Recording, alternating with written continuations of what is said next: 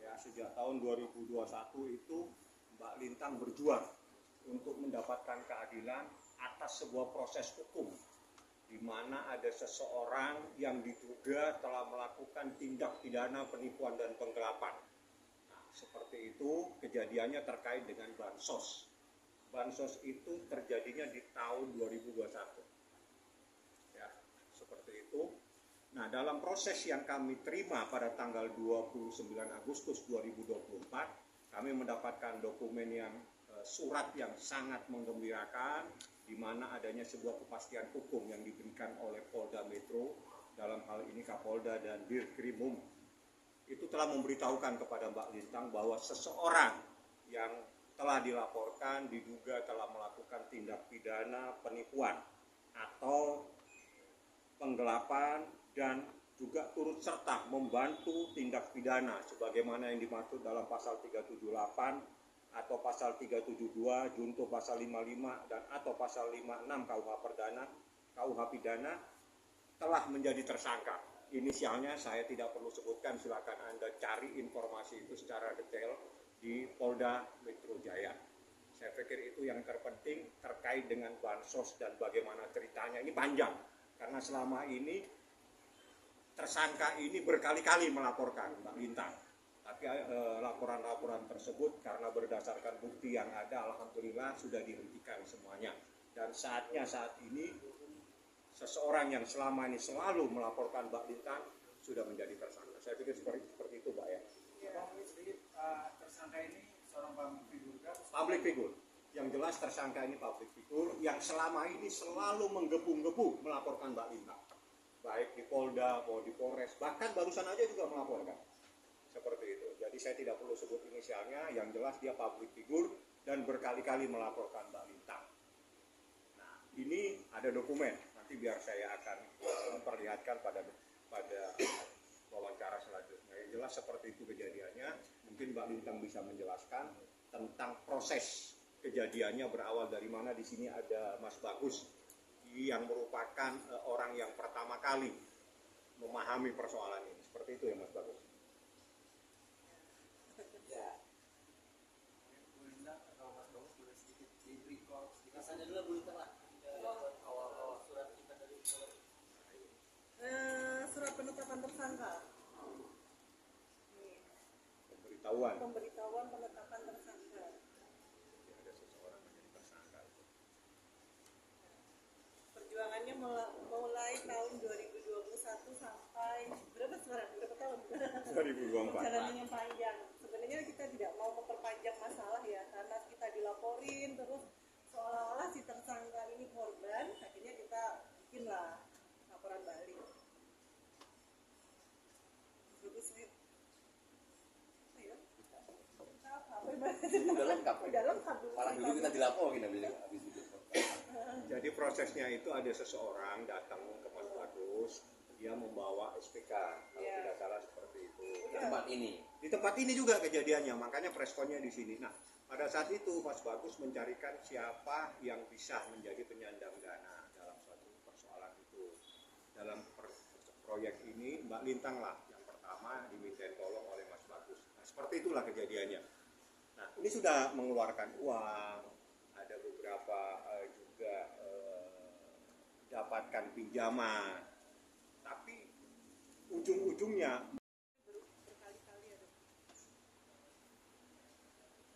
ada di Polda Metro, ada di Polres Jakarta Pusat. Seperti ini Polres Jakarta Pusat, walaupun yang melaporkan itu inisialnya beda, tapi terkait dengan persoalan bansos tahun 2021. Seperti itulah. Mungkin Mas Bagus boleh cerita sedikit. Kalau dia yang ahli. Awalnya gimana Mas Bagus sehingga berapa itu ya? Bu Lintang bisa terjebak? Kejadiannya Tahun 2021 aja. Bulannya lupa. Bulannya tahun 2021. Nilai kerugiannya 40 miliar, 40 miliar, kita udah cicil. Tinggal 28. Tinggal 28 miliar. Tanggal berapa? Aku 2 juta langsung lanjut. Kalau tahu tanggalnya soal Anda. Tanggal tahun 2021 Ya, Mas. tanggalnya di sini. Tanggalnya di sini lupa aku. 14 September. Kayaknya ya.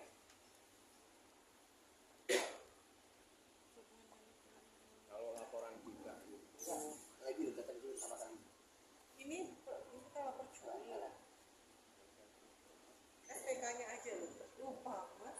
tahun 2021 tahunnya tanggal Tahun ya? bulannya September lupa. bukan Mas Agus? Hah? Sepertinya 15 September. September Mungkin 2020. kayaknya. 12 September. 15. 15. Mas Agus. Jangan sebut nama ya. Iya. Jangan sebut nama. Jadi 15 September 2020. tersangka itu ke sini, datang ke sini, di ujung situ dia datang, ketemu saya juga baru pertama kali itu dikenalkan. Yang mengenalkan namanya Toha, Andi Gunawan, sama Sigit. Di awal itu datang bahwa tersangka itu butuh modal. Akhirnya saya kenalkan ke Mbak Lintang. Nah itu ceritanya. Akhirnya dengan perkenalan itu Mbak Lintang sepakat, oh iya ngasih duit. Malam itu kita ngasih duit 3M. Akhirnya kita modalin lagi 37M untuk beli barang. Ternyata di proses berikutnya dari 37M yang kita kasih ke dia itu digelapkan ya. Digelapkan. Ada penggenap. Jadi kan sama Mbak Lintang, saya sama Mas almarhum Mas Jana transferlah ke rekening yang 37 itu transfer ke beberapa vendor atas perintah tersangka itu. Ternyata dari 37 itu ada yang digelapkan. Ya, Itulah yang bikin dia tersangka di Polda gitu. Ya. intisarinya itu Balintang mungkin awal bisa mempercayai TSK ini gimana, bahwa Mbak? SPK. Dia menunjukkan draft SPK pada waktu itu. Mungkin ada iming-iming. Oh, ada iming-iming Keuntungan. menjanjikan keuntungan ya, margin yang bagus. Berapa persen? Waktu itu pembagiannya 6 total kontraknya 60 Proyeknya miliar. 60M, dikurangi modal 40, sisa 20. Nah, Ke Mbak Lintang dapat 60% ya Mbak? 60%. 60%, berarti Mbak Lintang untung 12M. Dari 20M tadi, 8M-nya di pihak tersangka itu. Itu ceritanya. Itu cerita indahnya. Cerita indahnya. Nyatanya oleh rugi ya? Kenyataannya rugi kita bayar ke pinjam Capital. FS Capital. Itu yang memberikan pinjaman. FS Capital memberikan pinjaman dengan apalisnya, bahasanya apalis adalah Mbak Lintang Sebagai guarantor sebagai guarantor. dari Nah, pinjaman 40 miliar. Oh, bukan uang pribadi ya? Yang 3 miliar uang pribadi. uang pribadi. Mbak, terakhir ini ketemu atau komunikasi mungkin? Waktu konfrontir di PNJ, bulan apa Bang? Konfrontir itu 2 bulan. 2 bulan yang lalu atau berapa bulan yang lalu kita sampai dikonfrontir. Ada Tapi sih, obrolan apa mungkin? Ada obrolan apa mungkin, Mbak, saat ketemu sama TSK? ya TSK-nya merasa nggak ada salah, merasa dirinya benar, merasa dia korban. Tapi waktulah yang menjawab akhirnya. Jadi dari laporannya dia beberapa kali melaporkan, termasuk melaporkan dituduh melakukan penggelapan atas BPKB, akhirnya di SP3 kan. Semua itu yang dilaporkan Mbak Lintang. Mbak Lintang nggak diem-diem aja, tapi dia akhirnya membuatkan laporan dan alhamdulillah dengan perjuangan yang cukup panjang mencari sebuah keadilan pada tanggal 29 September dengan hasil gelar perkara berdasarkan penetapan tertanggal 29 Agustus atas nama tersangka, dia ditetapkan menjadi tersangka. Ya, jadi saya mendapatkan surat ini karena surat ini ditujukan kepada Kepala Kejaksaan Tinggi DKI Jakarta dan tembusannya kepada Mbak Lintang, sehingga kami mendapatkan dokumen ini adalah dokumen resmi dari penyidik. Lebih detailnya, lebih bagus kalau ditanyakan kepada penyidik pada Resmo. Bapak mungkin bakal dipanggil Bang. Pasti dipanggil dan pasti dipanggil itu. Jadi kalau dia tidak datang 1 kali 2 kali mungkin ketiga kali tangkap. Dan itu dia juga melaporkan cukup banyak. Jadi setiap mungkin proses berjalan dia juga ngomong, saya juga melaporkan. Jadi akhirnya penyidik juga harus objektif dong melihat masalah ini. Jadi diikutin cara penyidik. Jadi putusan pengadilan pun kita bawa ini loh seperti ini putusannya. Jadi nggak ada.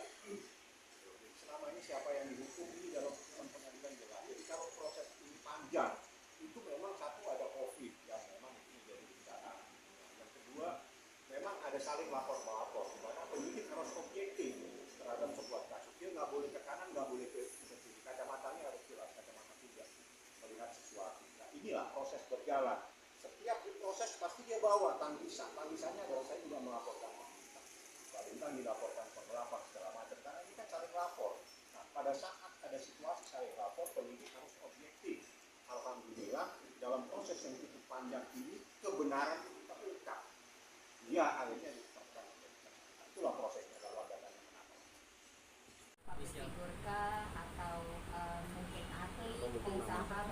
langsung mungkin Yang jelas dia public figure. Yang jelas public. Apakah dia public figure juga pengusaha? Ya ini kan bagaimana nanti rekan-rekan media bisa mengurus dirinya. Yang jelas public figure. pemain TV bukan? Sepertinya dia pemain TV. Laki-laki atau perempuan bang? Perempuan. Lebih bagus Anda saya kasih seperti ini supaya ini menjadi bahan lagi untuk Anda mencarikan berita. Kalau sudah saya jelaskan semua, tidak ada lagi. Inisial bang, inisial mungkin bang sedikit. Inisial aja bang. Jelas ini sudah banyak tahu. Iya, jadi ya inisial aja mungkin bang. Tidak perlu saya kasih. Yang jelas saling pelapor ini sudah cukup lama dan berita ini sudah lama. Sejak 2021 ini sudah menjadi berita. Artinya dia yang selalu menjadi korban. Dan saat inilah kita buka bahwa Mbak Lintang yang berjuang sejak tahun 2021 itu akhirnya diberikan keadilan oleh Polda Metro. Seseorang yang diduga melakukan tindak pidana akhirnya ditetapkan menjadi tersangka seperti itu. Inisial M. Inisial bukan bang? Jadi masalah bang ya? LN bukan bang? Ini Sudah jadi iya bang, sudah TSK kan bang mungkin? menetapkan. Iya. Inisial aja bang. Iya benar bang. LM, oke. Mulia. Oke. Berarti dari masalah bang ya? Iya. Dia tanya Itu udah tersangka bang. PT apa sih? Apa sih? Lupa aku, Ben. MCP, MCP. Bidang usahanya kan? Bidang pengadaan. Pengadaan. Katanya sih pengadaan. Ya begitu tanya langsung. Iya. Karena susah saya ngomong. Karena yang jelas public figure kalau itu tidak bisa disangka lagi. Public figure itu lebih gampang kita mendapatkan informasi dibanding Anda tanya dia pengusaha atau bukan. Oke. Bang itu kerjasamanya baru kali ini atau sebelumnya udah pernah bang? Tidak pernah tahu, tidak pernah kenal. Tiba-tiba datang seseorang menemui Mas Bagus, dia bawa SPK proyek pengadaan, dia butuh ada seseorang yang bisa memberikan bantuan supaya proyek ini berjalan. Itulah seperti kejadiannya. Datangnya di sini juga. Nanti pada saat itu